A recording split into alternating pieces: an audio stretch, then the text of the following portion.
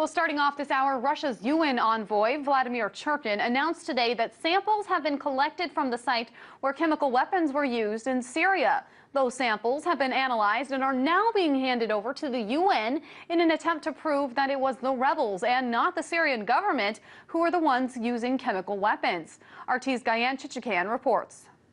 The UN investigation into the use of chemical weapons near Aleppo never materialized. The Syrian government requested such investigation, but some UN officials demanded an access into all Syrian facilities, which Syria denied, insisting on the investigation of that particular incident. Anyway, that UN investigation never happened. But nonetheless, the US came forward and said it had evidence that the Syrian government used chemical weapons.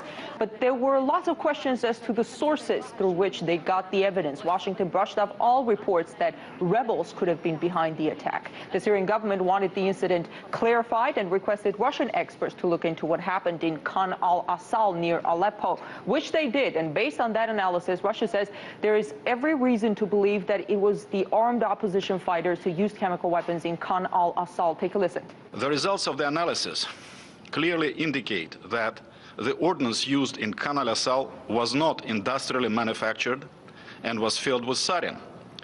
The sarin technical specifications prove that it was not industrially manufactured either. The projectile involved is not a standard one for chemical use. Therefore, there is every reason to believe that it was the armed opposition fighters who used the chemical weapons in Khan al-Assal.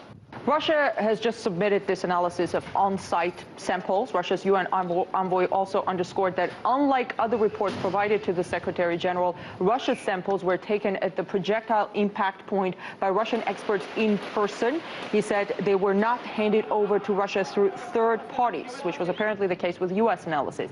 The samples were analyzed at an internationally recognized and certified Russian laboratory. Russia also says it has information that so-called Bashir al-Nasser brigade affiliated with the Free Syrian Army began the production of Bashir 3 unguided projectiles in 2013, and they were used in the March attack. When asked about the evidence that Russia submitted to the UN, President Obama's press secretary yet again brushed off the report, saying we seriously doubt anybody but the Syrian government could use chemical weapons in Syria. The fact of the matter is that the U.S. has already decided to arm the Syrian rebels under the pretext that the Syrian government has used chemical weapons, although the evidence that the U.S. supposedly has was not verified by the UN. So you have a huge gap of trust, with the U.S. on the one hand insisting that the Syrian government has used chemical weapons, and Russia on the other hand saying that you have to look at all evidence before you take such a dramatic action as flooding the region with more weapons.